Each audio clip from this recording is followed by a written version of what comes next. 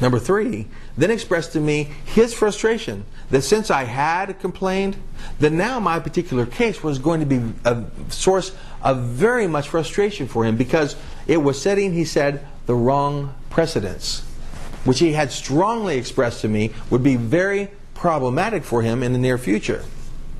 And then, still within the confines of our September 13th meeting, to top it all off, number 4,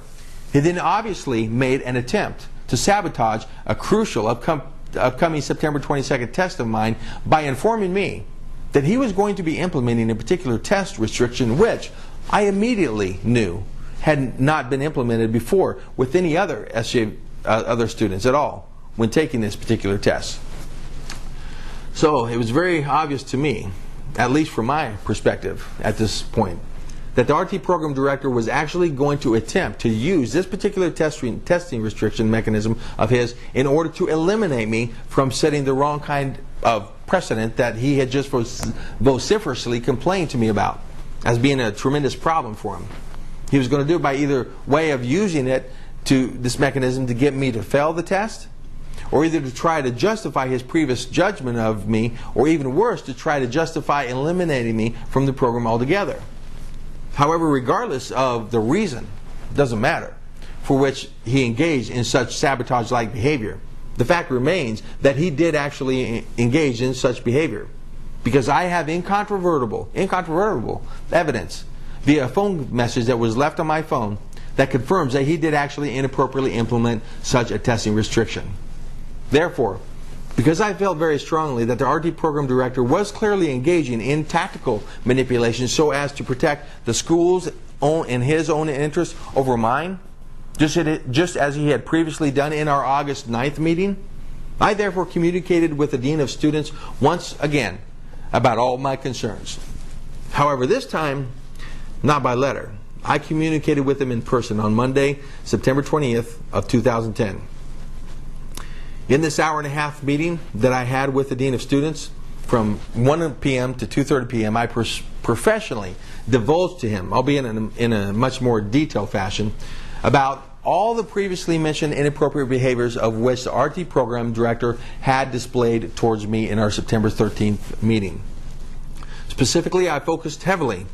on the previously mentioned point number 4 of the RT program director trying to sabotage my September 22nd test, wherein I plainly told the Dean of Students that as a result of such manipulation, I therefore will choose not to take the September 22nd test with RT program director's administration of such test. However, I did express to him my willingness to eventually take the test after advancing to the 4th term of the RT program. Just like, and this is crucial, just like other SJVC students had been allowed to do before within the 4th term. Therefore,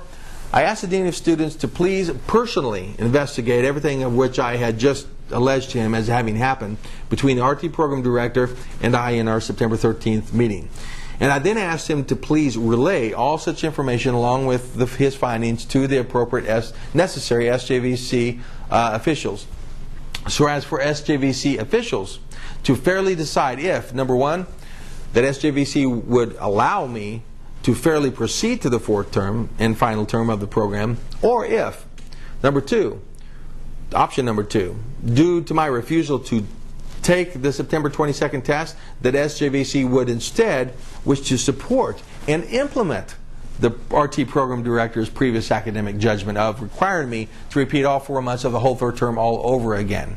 before even going to the 4th term. However, my only final request to the Dean of Students on this matter was this.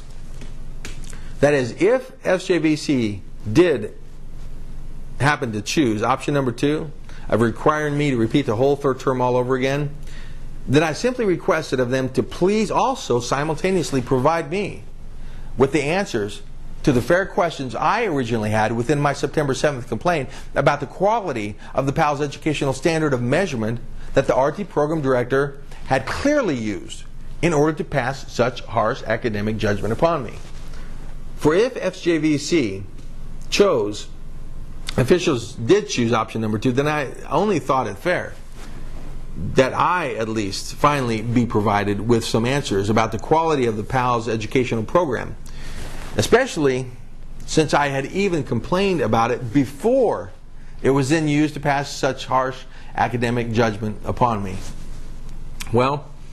the Dean of Students did get back with me the next day on September 22nd, or September 21st that is, by way of leaving a message on my phone saying that I managed to get the restriction eliminated, thereby validating that the program director had indeed attempted to implement such an inappropriate test restriction, just as I had claimed. However, he then went on in that same message to say that I would still have to take the September 22nd test, and that if I refused to take it on September 22nd, then SJVC had determined that I would then have to comply with the RT program director's academic judgment of requiring me to repeat the whole third term all over again. Additionally, upon also learning that SJVC was also still going to allow the RT program director to administer the test to me on September 22nd, I therefore simply maintained my refusal to take the test, just as I had already previously stated to the Dean of Students. So then, after receiving that message for the remainder of the final week of the third term, I still went on to complete all my clinical working hours along with my test finals by Friday, September 24th, which was the last day of the third term.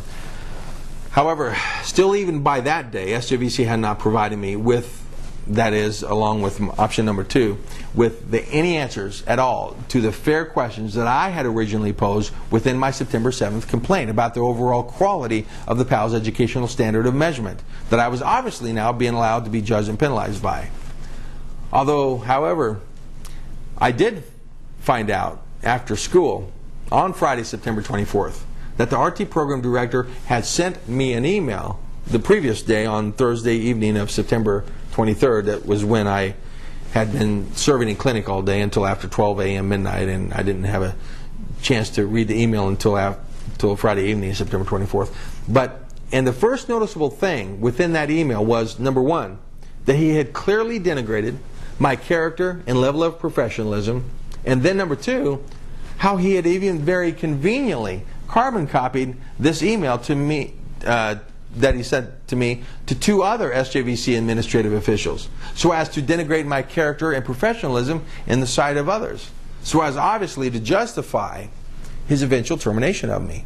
Because in the same email, he then thereafter goes on to stipulate the ultimatum of how I must sign an agreement with him to repeat the whole third term all over again.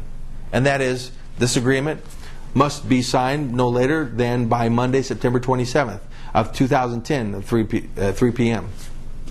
And that if I did not sign it by then, that I would simply be terminated from the RT program. Well, needless to say, the most offensive thing about receiving such an email, aside from the RT program director's obvious concerted attempt to purposefully denigrate my character and level of professionalism in the sight of others, which I did not deserve, and before threatening to terminate me, was the fact that SJVC had obviously allowed me to be academically judged in this way, without also ever having provided me with my clearly requested answers about the quality of the PALS educational standard of measurement that they were now clearly allowing me to be academically judged and penalized by. So it was obvious that SJVC felt that they had a right to academically demand that I comply with such academic judgment, while also academically denying me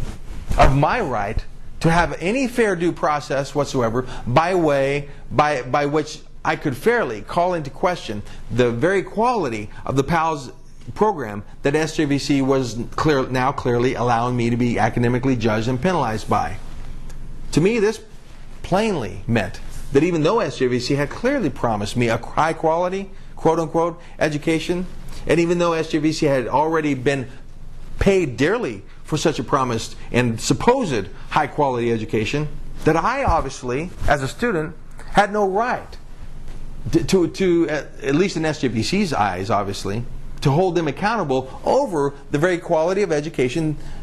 despite the fact that now SJVC clearly wanted also to have the freedom to use it to academically judge and penalize me by. And therefore, on the following Monday morning,